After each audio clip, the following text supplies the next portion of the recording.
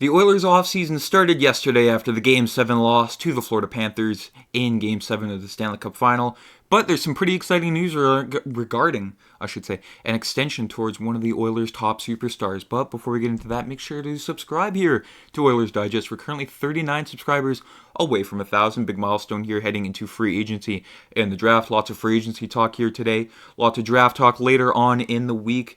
But before we get into that, the aftermath of Game 7, war wounds aplenty. Now, I'm not playing the injury excuse card at all here for the Oilers, but it's more of a testament regarding to how tough they are throughout the playoffs, playing through certain injuries and just a battle, going through war, and they've returned. But Oilers Nation has learned that McDavid has played through an abdominal injury that likely requires surgery. He got that, I do believe, back in October against the Winnipeg Jets. He missed only 2 games. He was supposed to be out for 1 to 2 weeks, but only missed 2 games, and he was back in time for the Heritage Classic. Did he rush himself a little too soon?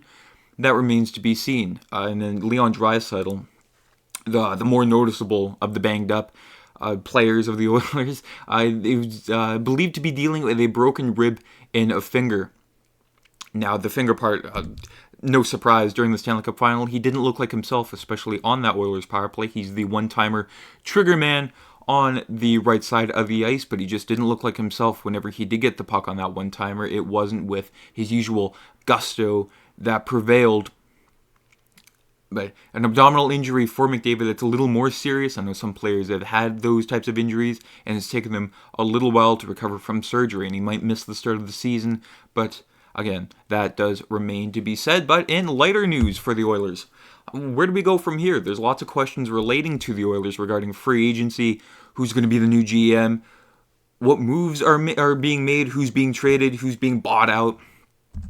But Darren Dreger, there is a role for Ken Holland moving forward in Edmonton if he wants it. His situation will be clarified within a few days, and as of right now, indications are that he will not be at the draft in Vegas at the Oilers draft table. Of course, that's the last centralized NHL draft, and then later on in the next coming years, it'll all be sort of localized within the league. There will be, numerous war rooms throughout the country in their respective cities. And Jeff Jackson will take full control of the organization this summer, as Ken Holland will not return as general manager. He doesn't want the commitment required to be a GM. He's had a Hall of Fame career. Of course, he was with the Detroit Red Wings as a player and then turned into a GM. And he also was offered a consultant role with the Red Wings before going to Edmonton, as he still wanted to be a GM when you let Steve Yzerman take the reins. There's been discussions about him being a consultant with the Oilers, but as of today, they haven't made any real strides to lock that down. Now, Ken Holland, you either love him or you hate him. He's had some fantastic moves for the Oilers, bringing in Zach Hyman and also bringing Mattias Ekholm in that trade for Tyson Barrie. But of course, there are, the negatives. There was the Jack Campbell contract. Of course, he was the new shiny goalie on the market in July of 2022, but didn't look like himself in Edmonton. And will he look like himself? That remains to be seen. And the Oilers only have $10 million in cap space, and that's before any future trades or buyouts. I know Jack Campbell was a buyout candidate, and there's been multiple trade pieces for the Oilers rumored to be guys like Brett Kulak or even Cody Ceci for the last year of his contract.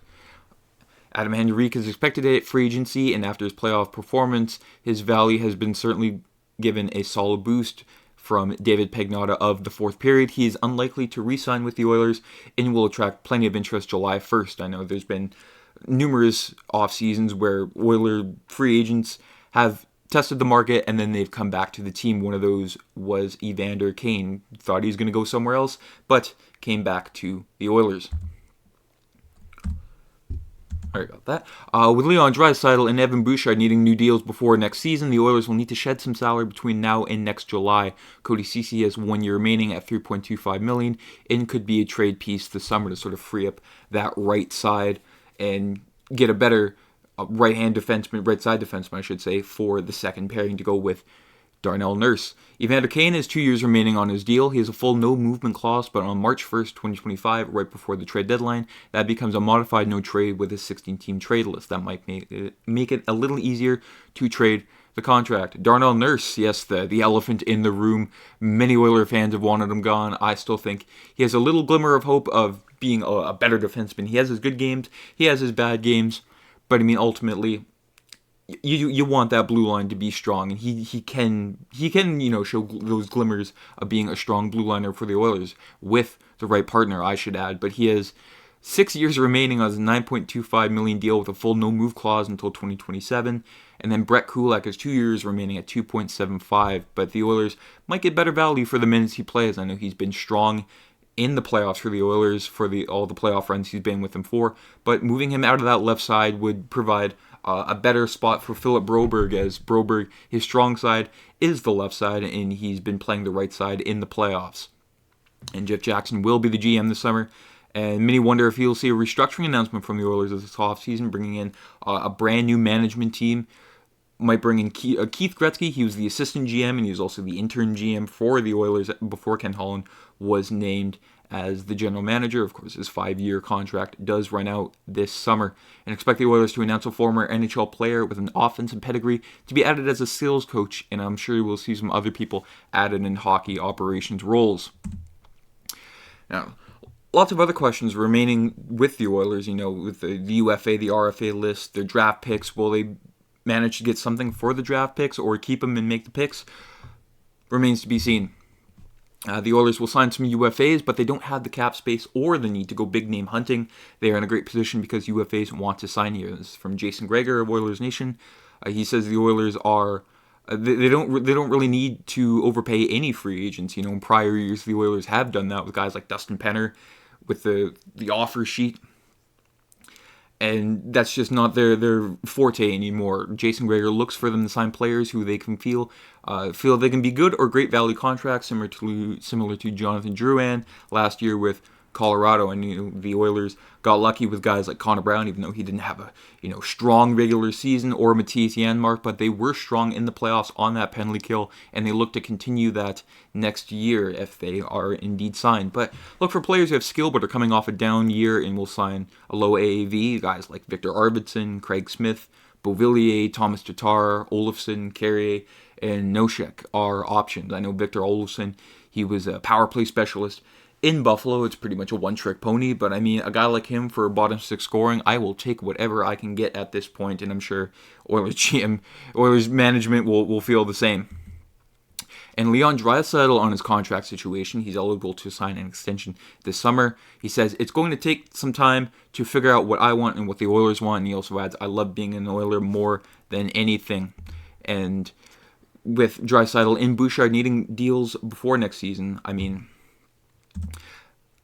who knows? There's a lot of tricky cap space to be in play here. I think the Oilers will get it done with Draisaitl and Bouchard, also relating to McDavid in a couple of years, but the Oilers want to keep that core together. If the Penguins did that with Letang, Crosby, and Malkin, I see no reason why they can't keep those three together.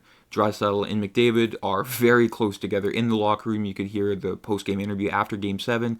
Draisaitl had nothing but the best words for Connor McDavid, calling him the best player on the planet, and Leon does not say that lightly. He means it. But again, that's also a sort of a cap restructure. You need to make the pieces fit, and if that involves moving out some other big names while attaching a cap dump or picks like Nurse, don't see that happening, as they're also very close with the core of the locker room. Who knows? But the offseason overview, you got guys like Connor Brown, Warren Fogle, you have the vet fan favorite in Sam Gagner. Who knows if we'll see him back? Adam Henrique might have priced himself out. And then you have other names there like Vinny Desharnais. Of course, he wasn't in the Stanley Cup Final at all. In favor for Philip Broberg. I do believe a team will take a chance on Vinny Desharnais. It's more like the Nikita Zadorov effect. He's big, he's tough, he's mean. Teams will pay for that. Will the Oilers have enough cap space for him with the space that they have on the blue line? It's a little crowded, and I think they will cut loose with Vinny Desharnais. Loved him as an Oiler, but greener pastures await him. And then Calvin Pickard, I would absolutely love him back. Very formidable backup. He was great in the Vancouver series in the 2 games that he started, even though they lost one of those. It wasn't necessarily his fault, but he's a reliable backup. And I wouldn't mind him back as an Oiler. Obviously, it'd be a 1-year deal as you have guys waiting in the wings in Bakersfield there, like Olivier Rodrigue. I'd like to see him play some games next year to see what the Oilers have. And then you have the RFAs. You have the obvious ones in Dylan Holloway and Philip Broberg. And then you have some guys who have seen some NHL action, but haven't been able to stay up consistently. James Hamblin and Raphael Lavoie, for example. And then you have Carter Savoy and Ryan Fanti. The latter half of the list haven't seen any NHL action at all, but it doesn't hurt to keep them in Bakersfield for a while and let them sort of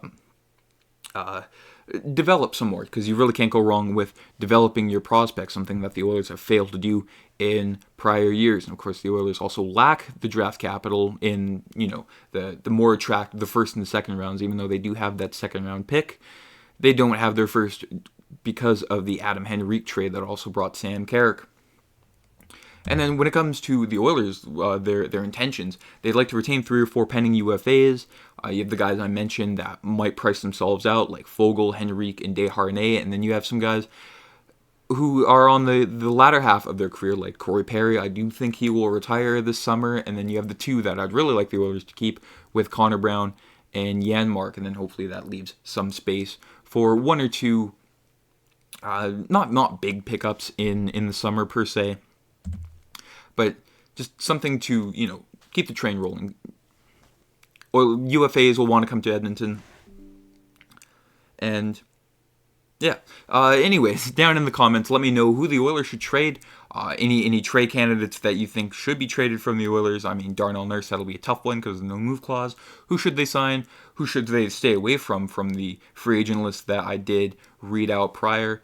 And who should the new GM be? Who should Jeff Jackson bring in to be the Oilers' new general manager? I know lots of candidates out there, lots of free agent candidates. The one that I really wanted went to Ottawa, and that was Steve Staios. But it's a summer of questions, and the summer of answers is also coming. Let me know what you think down in the comments. Have a great day. I'm Matt.